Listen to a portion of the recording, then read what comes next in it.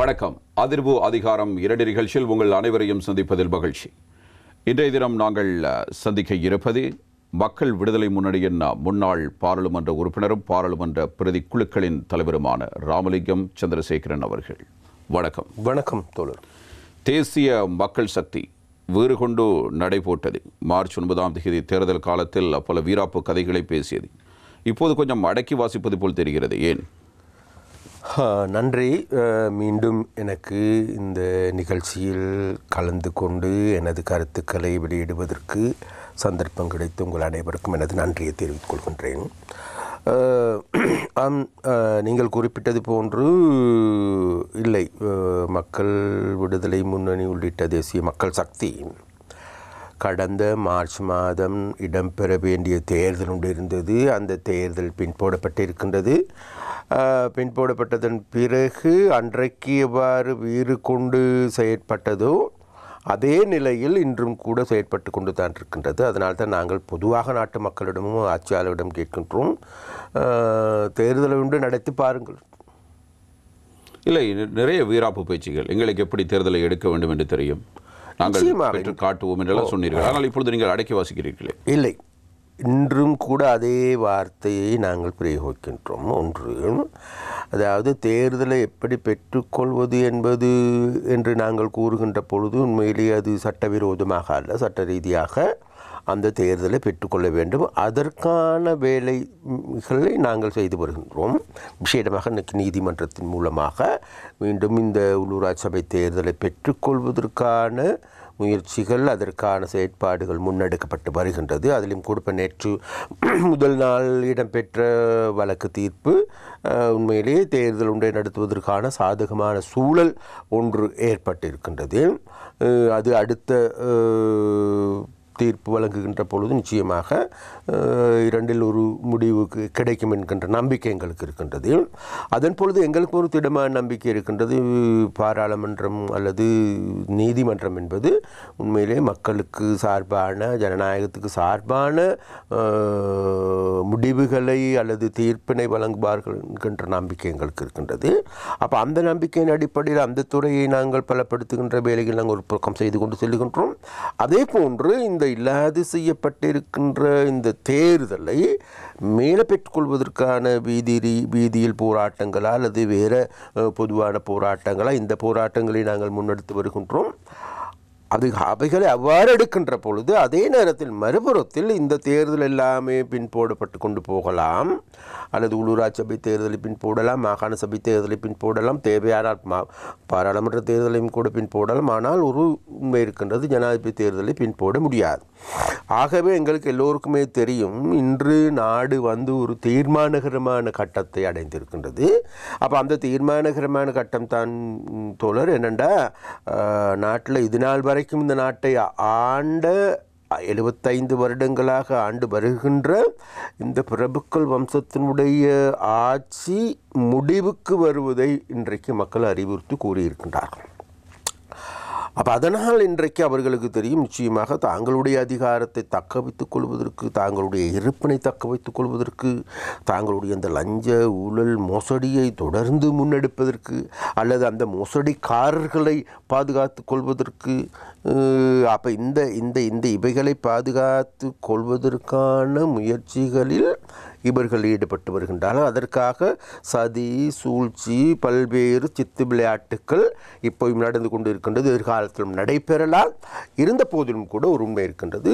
எவ்வாறு இருந்த போதிலும் கூட அடுத்த வருஷம் நவம்பர் மாதம் 17ஆம் தேதி கட்டாயமாக ஒரு புதிய ஜனாதிபதி பதவி பிரமாணம் செய்து கொள்ள வேண்டும். அதற்கிடையில் நிச்சயமாக ஜூன் ஜூலை மாதங்களில் இருந்து தேர்தலுக்கான காலம் உதயமாகிவிடும். அதனால் வேண்டும் இன்றைக்கு நாங்கள் மாத்திரமல்ல, எல்லோருமே கூட அந்த தேர்தலை நோக்கி நகர்ந்து கொண்டு இருக்கின்றார்கள். நாங்கள் அதற்கும் தயார். தேர்தல் நகர்வு உள்ளூராட்சி மன்ற தேர்தலா ஜனாதிபதி தேர்தல் இல்லை, அதாவது இன்றைக்கு அரசாங்கம் நகர்ந்து செல்லுகின்றது ஜனாதிபதி தேர்தலை நோக்கி. சரி.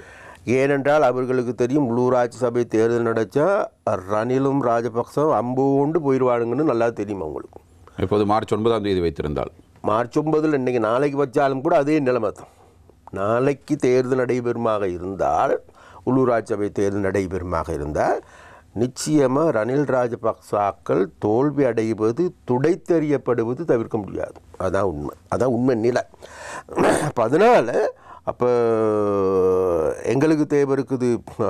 அப்போ அந்த தேர்தல் நடைபெறுமாக இருந்தால் அதுக்கும் நாங்கள் கொடுக்குறது தயார்.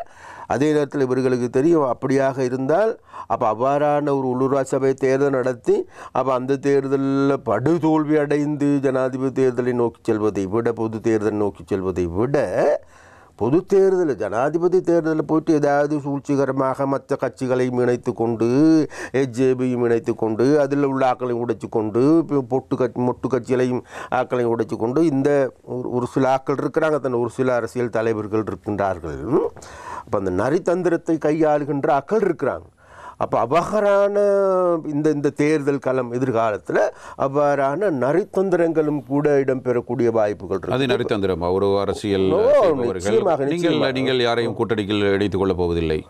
இல்லை, நாங்கள் நிச்சயமாக நாங்கள் சொல்லுகின்றோம் தோழர். என்னண்டா, நாங்கள் மக்கள் விடுதலை முன்னணியான நாங்கள், தேசிய மக்கள் சக்தியான நாங்கள் இந்த நாட்டுக்கு மோசடி செய்த, நாட்டை மோசடியில் தள்ளுவதற்கு பங்களிப்பு செய்த இந்த நாட்டில் இருக்கின்ற பிரதான 2 கட்சிகள் இருக்கின்ற ஐக்கிய தேசிய கட்சியும் ஸ்ரீலங்கா சுதந்திர கட்சி, எஸ்ஜேபி உள்ளிட்ட. அப்போ இந்த கட்சிகளோட ஒரு போதும் நாங்கள் கூட்டு சேர போவது இல்லை. எப்போதிலிருந்து? அதாவது கடந்த காலங்களில் இருந்து, அதாவது உங்களுக்கு தெரியும், கடந்த ஜனாதிபதி தேர்தலுக்கு பிறகு. நீங்கள் பாராளுமன்றத்துக்கு வந்ததும் ஐக்கிய மக்கள் சுதந்திர கூட்டமைப்பினோட இல்லை? ஏன் இல்லை? நான் முதல்ல பாராளுமன்றத்துக்கு வந்தது எங்கட முதலாவது ஒருவர் 94ஆம் ஆண்டு, 2வது 10 பேர், 3வது 16. அந்த 16 பேரில் ஒருத்தரை தான் நான் பாராளுமன்றத்துக்கு. அதுக்கு ஜேவிபி சுத்தமான மணிச்சின்னத்தினுடைய வாக்கு 2004 தேசிய பட்டியலில் தேசிய பட்டியலில் ஐக்கிய மக்கள் சுதந்திர கூட்டமைப்பு தேசிய பட்டியல். அப்போ அதனால நான் முதல் தடவையாக வந்தது. இல்லை, நீங்கள் கொள்கை என்றால் நீங்கள் ஒரே கொள்கையில் இருக்க வேண்டும். இல்லை, அப்போது நீங்கள் சந்திரிகா அரசோடு இணைந்து கொண்டீர்கள். சரி, அது சம்பந்தமாகத்தான் தோழர் நம்ம சொல்கிறோம். என்னென்னா, அதாவது வரலாற்றில் இவ்வாறான படிப்பினைகளை பெற்றுக்கொள்ள வேண்டும். அதே நேரத்தில் வரலாற்றில் இவ்வாறான சம்பவங்கள் இடம்பெறுகின்ற பொழுது அதில் சாதக பாதக நிலைமைகளும் இருக்கும். அதே நேரத்தில் எல்லாருமே நம்ம குழந்தை எடுக்கின்ற முடிவுகள்லாம் 100க்கு 100 விதமான சரியான முடிவுகள் என்பதையும் அந்த ஒரு என்னுடைய கேள்வி, முன்னாள் பாராளுமன்ற உறுப்பினர்கள், நீங்கள் எப்போது சரியான முடிவு எடுத்திருக்கிறீர்கள்? உங்களுடைய கட்சி எப்போது சரியான முடிவு? எப்போதும் சரியான முடிவு தான் எடுத்திருக்கிறது. பேசுவதில் தெரிகிறது சரியான திசையில் இருக்கிறீர்கள், சரியானதை பேசுகிறீர்கள். ஆனால் நீங்கள் எடுத்த முடிவுகளை பாருங்கள். சொல்லுங்கள் பாப்போம். 2004 போர் நிறுத்த ஒப்பந்தம் செய்து கொள்ளப்பட்டதற்கு பிறகு ரணில் அரசை கலைப்பதற்காக சந்திரிகாவோடு இணைந்து கொண்டீர்கள். சரி, இன்று நீங்கள் யாரை சொல்லி அரசியல் நீங்கள் அதற்கு பிறகு நீங்கள் விடையை தாருங்கள். நீங்கள் யாரை சொல்லி அரசியல் செய்கிறீர்களோ, யாருக்கு எதிராக பிரச்சாரம் செய்கிறீர்களோ அவரையும் நீங்கள் கொண்டு வந்தீர்கள்.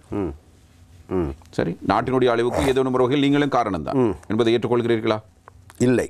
சரி, இதே நேரத்தில் போர் ஒப்பந்தத்துக்கு பிறகான காலப்பகுதியில் நீதிமன்றம் போனீர்கள், வடக்கையும் கிழக்கையும் பிரித்தீர்கள். சரி, அதனை இப்பொழுது மீண்டும் இணைக்க வேண்டும், 13 முழுமையாக அமுல்படுத்தப்பட வேண்டும் என்ற கோரிக்கைகள், மீண்டும் நாட்டை கட்டியெழுப்ப வேண்டுமாக இருந்தால் நாட்டு மக்கள் அனைவரும் ஒன்றுபட வேண்டும் என்கிற நிலையில் ஒரு அதிகார பகிர்வு குறித்து பேசப்படுகிறது. அதற்கான உங்களுடைய ஒத்துழைப்புகளும் இல்லை. அதே நேரத்தில் உங்களுடைய கட்சி இவ்வாறான சில செயற்பாடுகளை செய்துவிட்டு வெளியேறிக்கொண்டு இப்பொழுது பல்வேறு வகையான எதிர்ப்புகளை காட்டுகிறது. ஆரம்பத்தில் வானசபை எதிர்த்தீர்கள், பிறகு போட்டியிட்டீர்கள். இவ்வாறு நீங்கள் சொல்வதொன்று செய்வதொன்றாக இருக்கிறது. இல்லை, இப்போ நான் இந்த ப்ரோக்ராமுக்கு வரும்பொழுது நான் கேட்டேன், இப்போ நம்ம இந்த பிரச்சனையை தோழர் நீங்கள் இதற்கு முன்பு பல தடவைகள் இதே கேள்வியை கேட்டிருக்கு. இல்லை, நீங்கள் கொஞ்சம் நான் சொல்கிறேன். இல்லை சரி.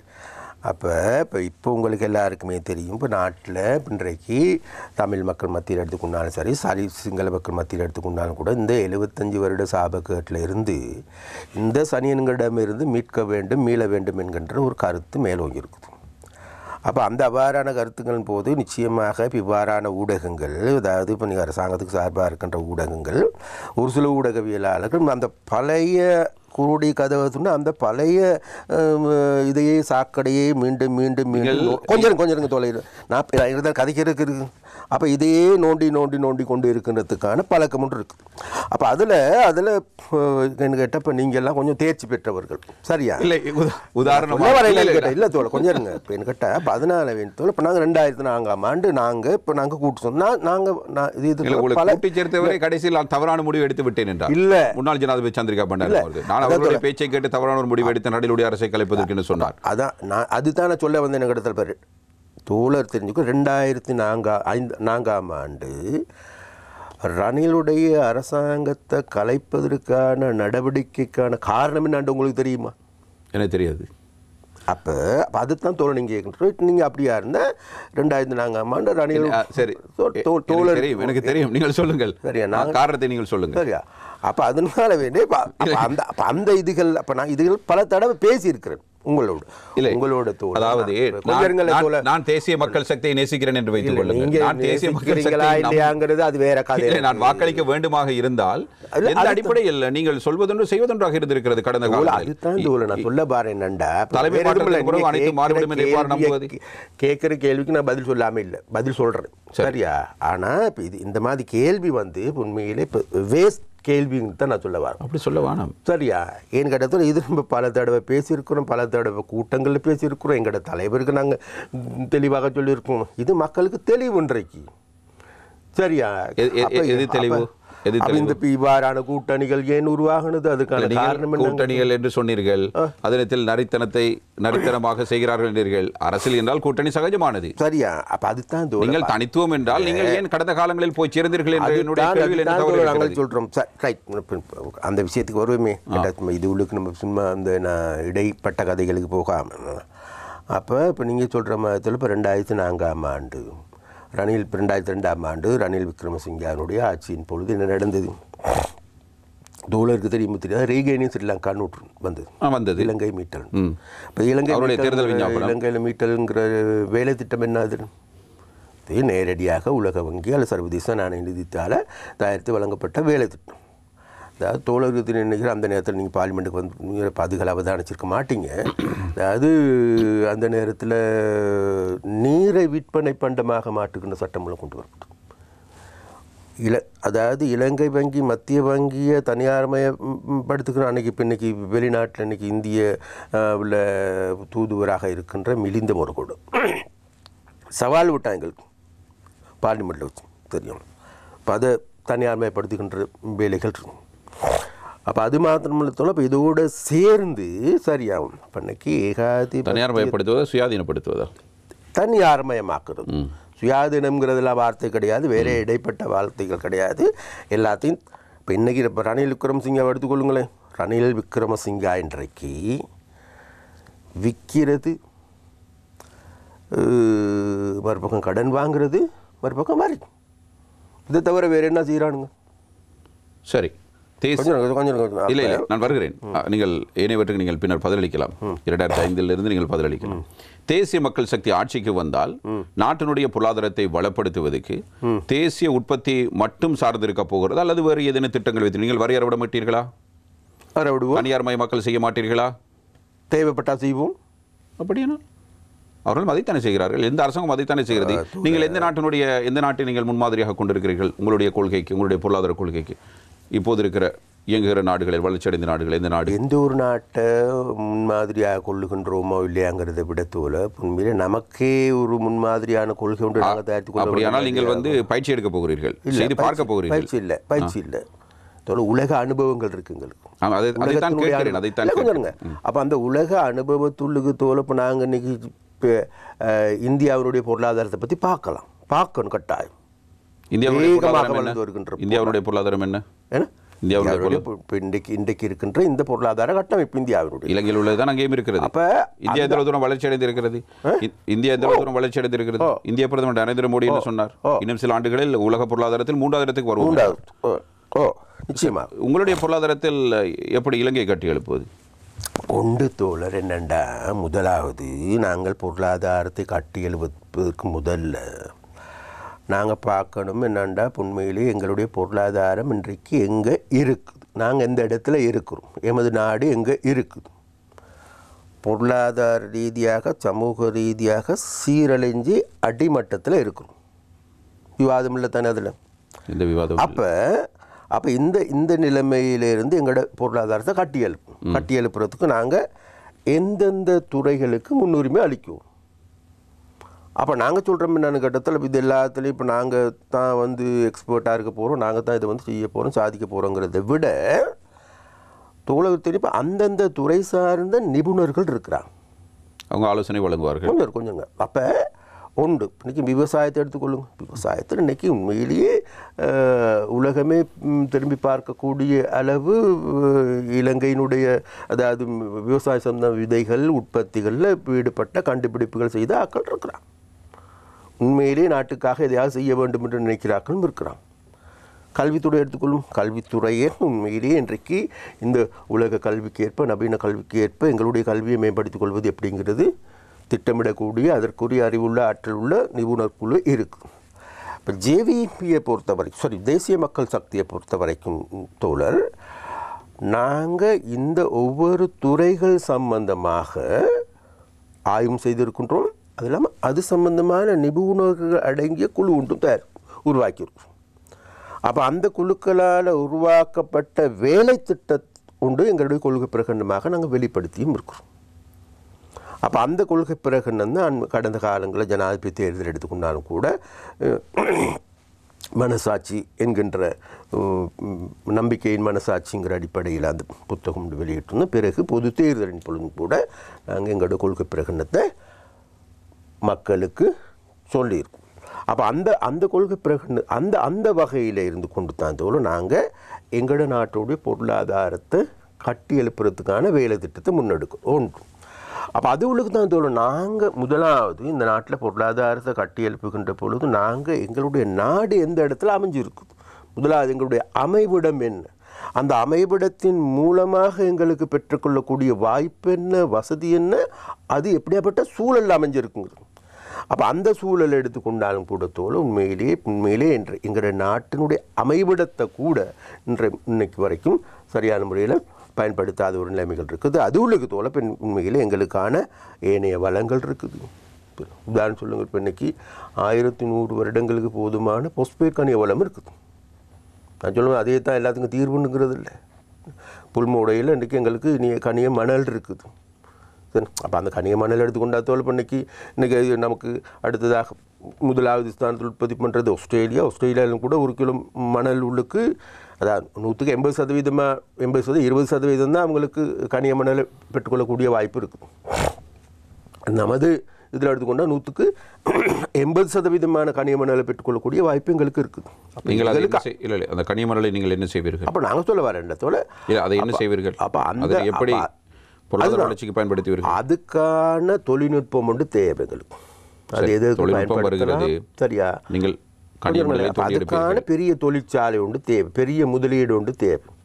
அப்போ அந்த முதலீட்டுக்கான தேவைப்படுமாக அந்த உலக நாடுகள்லேருந்து கடன் வாங்கி விடவா அல்லது அதற்கான வேலை திட்டங்கள் முன்னெடுக்கணுமா, அதுக்கு நாங்கள் ஓகே ஒன்று விற்பீங்க, எடுத்து விற்பீங்க, விற்கிறீங்கன்னு சொன்னால் கனியமணலை விற்கத்தானே வேணும். கட்டாயம் கனியமணலை விற்கத்தானே வேணும். கனியமணலை விற்கிறோமா அல்லது இப்போ சும்மா வெறும் மணலாக விற்கின்றது, அன்றைக்கு இதை விட நவீனமயமாக்கப்பட்ட மணலாக விற்கின்றதா அல்லது ஏனைய மூலப்பொருட்கள் விற்பனை செய்ய போகிறீர்கள்? கட்டாயம். அப்போ நான் சொல்ல அதில் ஒரு வேலை சரியா. அப்போ நான் சொல்ல இப்போ இவ்வாறு தோல பல்வேறு வேலைகள் இருக்கின்றது. அடுத்து எங்களோட நாடு விவசாய நாடு. அப்போ அந்த விவசாயத்தை முன்னேற்றுகின்ற வேலை திட்டங்கள். அப்போ அதே போன்று மறுபுறத்தில் எங்களோட மீன்பிடித்துறை எடுத்துக்கொண்டார். இப்போ இன்றைக்கி இலங்கையை போல் 8 மடங்கு கடல் பரப்பு எங்களுக்கு இருக்குது. அப்போ அந்த கடல் பரப்பில் எடுத்துக்கொண்டதில் நீங்கள் சொல்லுங்கள், இப்போ வடகிழக்கில் எடுத்துக்கொண்டதில் வடகிழக்கு 100க்கு 20% மக்கள் தாங்களுடைய வாழ்வாதாரத்தை கொண்டிருக்கிறது எண்ணத்தில் கடலை நம்பி தான் வாழ்கிறாங்க. அப்போ அந்த கடலில் இருக்குதான் இன்றைக்கி இந்திய மீனக்கூடிய ஆக்கிரமிப்பு அதிகரித்து கொண்டிருக்கு. அப்போ நான் சொல்கிறேன், இதுகள் எல்லாத்தையும் சரியான முறையில் திட்டமிட முடியுமாக இருந்தால் நிச்சயமாக தோல அப்போ இந்த பாணியிலான தேசிய உற்பத்திகளுக்கு முன்னுரிமை அளிக்கின்ற அதே நேரத்தில் சர்வதேச ரீதியாகவும் நாங்கள் ஏனைய நாடுகளோடு தொடர்புகளை கொள்ளுகின்ற அதே நேரத்தில் இதுக்கு எல்லாத்தையும் விட முக்கியமான ஒரு மனித வளம் இருக்குது எங்களுக்கு. அப்போ அந்த மனித வளத்தை மேம்படுத்தி அப்போ அந்த மனித வளத்தை உண்மையிலேயே மக்களுக்கு சார்பான வளமாக பயன்படுத்தி கொள்றதுக்கு உலக நாடுகளோடு போட்டி போடக்கூடிய அளவுக்கான ஒரு மனித வளத்தை மேம்படுத்துகின்ற அதற்கான கல்வி அதற்கான ஆற்றல் அறிவினை பெற்றுக்கொள்ளுகின்ற பெரிய வேலை திட்டம் ஒன்று இருக்கும். அப்போ அந்த வேலை திட்டத்தின் மூலமாகவும் தோல் நம்ம ஏனைய துறைகளை பயன்படுத்த முடியும். அப்போ இவ்வாறான பரந்துபட்ட விரிவான ஒரு வேலை திட்டத்தின் மூலமாகத்தான் தோல ஜேவிபி நாளைக்கு தேசிய மக்கள் சக்தி தனது பொருளாதாரத்தை கட்டியெழுப்புகின்ற திசையை நோக்கிய நகர்கின்ற வேலை திட்டத்தை முன்னோடும். நீங்கள் ஒரு கட்டத்தில் கூறினீர்கள் மீனவர் பிரச்சனை பற்றி, அதுவும் இந்தியாவுடன் காணப்படுகிற பிரச்சனை பற்றி பேசினீர்கள். இப்பொழுது இந்திய மீனவர்கள் இலங்கை கடற்பரப்புக்குள் வருகை தருகிறார்கள். இங்கு இருக்கின்ற மீனவர்களுக்கு அது பாதிப்பினை ஏற்படுத்துகிற ஒரு குற்றச்சாட்டு இருக்கிறது. குறிப்பாக வடக்கு மீனவர்கள் இது தொடர்பான பரவலான குற்றச்சாட்டினை முன்வைக்கிறார்கள். எப்போதுமே இந்திய எதிர்ப்பொன்று உங்களுடைய கட்சித் தலைவர்கள் மத்தியில் நாங்கள் பார்க்கிறோம். கருத்துக்களின் ஊடாக ஒரு சர்வதேச ஒரு ஒருமைப்பாட்டோடு ஒருங்கிணைந்த செயற்பாடுகளை முன்னெடுப்பதையும் தாண்டி ஒரு இந்திய எதிர்ப்பினை பேணுகின்ற நிலையில் இந்த மீனவர் பிரச்சனை எப்படி தேசிய மக்கள் சக்தி கையாள ஒன்று மறந்துவிடக்கூடாது. நாங்கள் இந்திய எதிர்ப்பாளர்கள் அல்ல, இந்திய ஆட்சியாளர்கள் அல்லது இந்திய அதிகாரிகளால் எடுக்கப்படுகின்ற தவறான முடிவுகளுக்கு எதிரானவர்கள். அது இந்தியா தானே. இந்தியா அதான் இந்தியாவின் ஆட்சியாளர்கள். அப்போ அந்த ஆட்சியாளர்கள் எடுக்கின்ற முடிவுகள் எல்லாமே இந்தியர்களிடம் முடிவு என்பது அல்ல. அப்படி எப்படி சொல்லுது? ஏன்டா இப்போ இன்னைக்கு நான் உங்களுக்கு மோடி எடுக்கிற முடிவு அனைத்து மக்கள் நீங்கள் அப்படி மோடியை நாங்கள் முடிவு அனைத்து இந்திய மக்கள் எடுக்கிற முடிவு அடுத்து அப்படி இல்லை அப்படி பார்க்க முடியாது அல்லவா? இப்போ இன்னைக்கு உங்களுக்கு எல்லாருக்கும் தெரியும் தோல. இப்போ இன்னைக்கு ஒரு அரசாங்கம் வந்தால் அவர்கள் எடுக்கிற முடிவு நாட்டினுடைய முடிவு தான். இன்னைக்கு நம்ம சொல்லுவோம் இப்போ இன்னைக்கு ரணில் விக்ரமசிங்கே எடுக்கிற முடிவு அது நாட்டின் முடிவாகுமா? எந்த அடிப்படையில் முடிவாகாது என்கிறீர்கள்? அதாவது ஜனாதிபதி என்ற வகையில் ஜனாதிபதி என்பவர் ஒரு நாட்டினுடைய மக்களால் தெரிவு செய்யப்பட்டு மக்களுடைய பிரச்சனை அந்த பக்கம் கொஞ்சம் அந்த இல்லை அந்த பக்கம் ஓகே சரியா. பாராளுமன்றம் எடுக்கிற முடிவுங்கிறது என்ன? பாராளுமன்றத்துக்கு 2,20,00,000 மக்களும் செல்ல முடியாது. அதன் காரணமாக அந்த பிரதிநிதிகளை கொஞ்சம் பேர் அனுப்பி வச்சிருக்கிறோம். சரி. அப்போ அந்த அந்த அந்த பாராளுமன்றத்தில் இருக்கின்றவர்கள் உண்மையிலே மக்களுக்கு சார்பான முடிவினை எடுக்க வேண்டும் என்று தான் நம்ம அனுப்பியிருக்கிறோம். ஆனுங்க எல்லாமே மக்களுக்கு விரோதமான முடிவு தான் எடுக்கிறானுங்க. அந்த நேரத்தில் மக்களுடைய எண்ணங்கள் அங்கே பிரதிபலிக்கவில்லை. சரி. அப்போ அதனால் வேண்டி மக்களுடைய எண்ணங்களை பிரதிபலிக்கக்கூடிய பாராளுமன்றத்தை உருவாக்கி கொள்ள வேண்டும். அதற்கான உங்களோட உதவி எங்களுக்கு தேவை. சரியா. அப்போ அந்த ரெண்டாவது நான் சொல்ல வந்து என்னென்னு கேட்டால் தோல உண்மையிலேயே இப்போ இன்றைக்கி இந்தியா சம்பந்தமாக சரியா ஒன்று நாங்கள் விளங்கி கொள்ளணும். ஜேவிபி இந்தியா சம்பந்தமாக இப்போ விஷயமாக இது கூடுதலாக வர காரணம் தான் தோல். இப்போ என்னென்னு கேட்டால் முதலாவது 70ஆம் ஆண்டு கால பகுதிகளில் ஜேவிபியினுடைய வகுப்புகளில் ஒரு வகுப்பு இருக்குது, இந்திய விஸ்தரிப்புவாதம். அப்போ அந்த இந்திய விஸ்தரிப்புவாதத்தை இப்போ இன்றைக்கி இந்தியாவினுடைய இன்றைக்கி ஏற்படுத்துகின்ற அந்த விஸ்தரிப்புவாதம் இன்றைக்கி இனத்தில் இது ஆரம்பத்துலேருந்து வந்த உண்டு. அப்போ அந்த நோக்கத்தின் அடிப்படையில் அதற்கு நம்ம எதிர்ப்பு தெரிவிக்க வேண்டிய தேவை உண்டு. ரெண்டாவது இதுக்கெல்லாத்துக்கும் அப்பாற்பட்ட ஒரு விஷயந்தான் 1987ஆம் ஆண்டு இலங்கை இந்திய உடன்படிக்கை. அப்போ அந்த உடன்படிக்கையை பற்றி தோல நாங்கள் இப்போ நாங்கள் விட தோல அன்னைக்கு இலங்கையினுடைய இந்திய தூதுவராக இருந்தவர் ஜெயன் டிக்சித் அவர். அப்போ ஜெயன் டிக்சித் அவர்கள் கூறுகின்ற ஒன்று தான் வேறு எதுவும் அன்னைக்கு ஜேஆர் ஜெயவர்தனாவை அடித்து நசுக்கி எங்களுடைய தேவைகளை பூர்த்தி செஞ்சு கொண்டு அவர் எழுதின அந்த கொழும்பு பாத்திரம்னு சொல்லி புக் கொண்டிருக்கு. அதில் அவர் சொல்கிற விஷயம். அடுத்து அந்த அந்த அந்த எடுத்துக்கொண்ட மக்களுடைய விருப்பத்தையோ அல்லது பாராளுமன்றத்தினோட விருப்பத்தையோ அல்லது அமைச்சர்களுடைய விருப்பத்தையோ யாருமே பிரதிநிதித்துவப்படுத்தவில்லை. சரி, என்ன சொல்ல அப்போ அது தோல முற்றுமுழுதாக இந்தியாவினுடைய தேவைக்காக வேண்டி உருவாக்கப்பட்ட ஒன்று. இது சொல்லி முடிச்சிடுறேன்.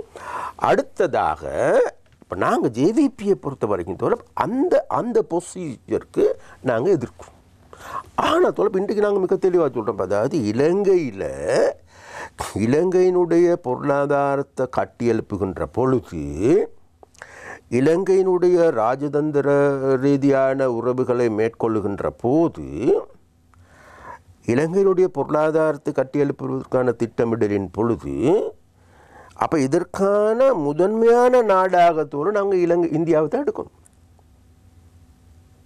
அதை நாம் இன்றைக்கி தெளிவாக சொல்கிறோம். அது எங்களோட பொருளாதார கொள்கையில் சரியா தோழ. ஏன்னு கேட்டதோட நம்ம எல்லாமே ஒன்று மறந்துடும். நம்ம சிறிய நாடு. எல்லா வழியிலும் இந்த 75 வருடங்களாக இந்த நாசமாக போன அரசியல்வாதிகள் எல்லா வழியிலும் எங்கள் பலவீனமாக்கியிருக்கிறானு. ஒன்றுமில்லை எங்களுக்கும். சரியா? அப்போ அந்த பலவீனமான நாட்டை பலமான நாடாக மாற்ற வேண்டிய தேவை இருக்குது. அப்போ பலமாக நாடாக மாற்றுகின்ற பொழுது நம்ம எல்லாம் விரும்பாவிட்டாலும் இந்த பிராந்தியத்துளுக்கு கேந்திர அரசியல் போட்டியும் இருக்குது. பக்கம் சீனா ஒரு பக்கம் இருக்குது, மறுபக்கம் இந்தியா இன்னொரு பக்கம் இருக்கிறது, மறுபக்கம் அமெரிக்கா இன்னொரு பக்கம் இருக்குது. அமெரிக்காவும் இந்த பிராந்தியத்துளுக்கு தனது ஆதிக்கத்தை அல்லது தனது ஆதிக்கத்தை நிலைநிறுத்தக்கூடிய ஏனையவர்களை பலப்படுத்திக் கொள்ள வேண்டும் வேலை திட்டமும் போகுது. அப்போ அது உள்ளுக்கு இன்னைக்கு சீனாவோட அரசியல் இதுகளும் ஓடுது. அப்போ இந்த அரசியல் பொறி உள்ளுக்கு தோல நம்மளது நாடு சிக்கி இருக்குது. அப்போ இந்த சிக்கலில் இருந்து தோல நிச்சயம் இது பெரிய சிக்கல் உண்டு. அப்போ இந்த சிக்கல் இருந்து தோல ரொம்ப நிதானமான முறையில் நாங்கள் எமது நாட்டை மீட்டெடுக்க வேண்டிய தேவை இருக்குது. அப்போ அவ்வாறு மீட்டெடுக்கின்ற போது நமக்கு அயலில் உள்ள நாடு வேறு யாரும் இல்லை, இந்தியா தான். அப்போ இந்தியாங்கிறது தோல வேறு எதுவும் இல்லை, எங்களோட தொப்புள் கூடிய உறவு தான். அது கலையா, இலக்கியமா, அல்லது மதங்களா, எங்களுடைய வருகையா, எங்களுடைய முன்னோர்களா, எந்த எடுத்துக்கொள்ளுங்க தோல, எங்களோட மூதாதையர்கள்லாம் இந்தியர்கள் தான். இப்போ நான் ஆரம்பத்தில் இப்போ இலங்கையில் இந்த பிரஜா உரிமை வழங்குவதற்கு நான் எங்களோட அப்பா இந்தியன் ஒரிஜின், இந்திய வம்சாவளியினர். இலங்கையில் பாராளுமன்றத்தில் அப்படி நிறைவேற்றப்பட்டிருக்கு தான். நான் சொல்ல வரேன் நான் கேட்டதோட. அப்போ அதுகள் மாத்திரமல்ல, இன்றைக்கி சிங்களவருடைய வருகை எடுத்துக்கொண்டாலும் சரி, பௌத்த மதத்தினுடைய வருகை எடுத்துக்கொண்டாலும் சரி, எங்களுக்கான கலை இலக்கியம் இதுகளை எடுத்துக்கொள்ளுங்கள் தோணும், எல்லாமே ஒன்று பிணைக்கப்பட்டிருக்கின்ற ஒன்று. இப்போ நாளைக்கு தோலம் நாங்கள் மாத்திரமில்ல, இப்போ இந்தியாவை எடுத்துக்கொண்டாலும் சரி, இலங்கை எடுத்துக்கொண்டாலும் சரி, பக்கத்தில் பங்களாதேஷ் எடுத்துக்கொண்டாலும் சரி, பாகிஸ்தான் எடுத்துக்கொண்டாலும் இது எல்லாம் தோல ஒரு கடைசி நேரத்தில் இப்போ ஒரு குலத்தை சார்ந்தவர்கள். அப்போ ஜேவிபியினுடைய விருப்பம் அல்லது தேசிய மக்கள் சொல்றது நம்ம எல்லாருமே ஒன்று சேர்ந்து இருந்தால் ரொம்ப நல்லா இருக்கும். நீங்கள் தான் அப்படி சொல்லுங்க. அப்போ உங்களுடைய தலைவர்கள் அப்படி சொல்வதில்லை இல்லை தோல. நாங்கள் பொதுவாகவே எங்களுடைய கொள்கை கம்யூனிஸ்ட்டுங்கிறது என்ன, கம்யூனிஸ்டியம்ங்கிறது தோல முழு உலகத்தையும் ஒரு கொடியின் கீழ் கொண்டு வருகின்ற ஒரு கட்டமைப்பு. அந்த கட்டமைப்பு சீனாவிலே இல்லை. சீனாவில் இப்படி தான் கம்யூனிசம்ண்டா என்ன அப்படிங்கிறத முதல்ல நம்ம விளங்கி கொள்ளணும். உண்டு சோசலிசம்னா என்னங்கிறத விளங்கி கொள்ளணும். அப்போ இன்றைக்கி நாங்கள் வாழ்ந்து கொண்டிருக்கிற கட்டமைப்பு என்னங்கிறத விளங்கி கொள்ளணும். முதலாளித்த கட்டமைப்பு. அப்போ இந்த முதலாளித்த கட்டமைப்புலேருந்து அடுத்த கட்டமைப்பாக என்ன உருவாக போகுது, கம்யூனிச கட்டமைப்பு, சமூக அமைப்பு. அப்போ அந்த சமூக அமைப்பு கம்யூனிஸ்ட் சமுதாய அமைப்புக்கு போகின்ற பயணத்தினுடைய இடைப்பட்ட காலமாக, இடைப்பட்ட பீரியடுக்கு தான் சொல்ல இந்த சோசலிசம் சொல்கிற சோசலிசம் கூட சமூக கட்டமைப்பாக இல்லை. அப்போ நான் சொல்ல வரேன் நடப்பை. அப்போ அந்த கம்யூனிச கட்டமைப்பை ஒரு முழுமையாக அல்ல, ஒரு தோல்வி அடைந்து வருகிற ஒரு கட்டமைப்பாக நீங்கள் பார்க்கவில்லை. இல்லை தோழர், நம்ம சொல்கிறோமே, நம்ம பொழுதுக்கு நான் சொல்கிறேன், வெனிசுலாவை பாருங்கள். நான் சொல்லவா தோழும், கம்யூனிஸ்டும் தோல்வி அடைஞ்சிருக்குன்னு பார்ப்போமே, முதலாளித்தம் வென்றிருக்குதா? உதாரணம், உலகத்தினுடைய தோல் இன்றைக்கி மொத்த வருமானம் சரியா $370 ட்ரில்லியன். ட்ரில்லியன் டாலரா? இதில் இதோல சரியா முழு உலகம் $370 ட்ரில்லியன், $370 கோடி ட்ரில்லியன், $370 லட்சம் ட்ரில்லியன், $370 ட்ரில்லியன். சரியா? இது கொஞ்சம் அங்கிட்டு கொஞ்சம் கூடி இருக்கலாமே தவிர கொஞ்சம். அப்போ இதை தோல இப்போ இன்றைக்கி 800 கோடி மக்கள் இருக்கிறாங்க. சரியா?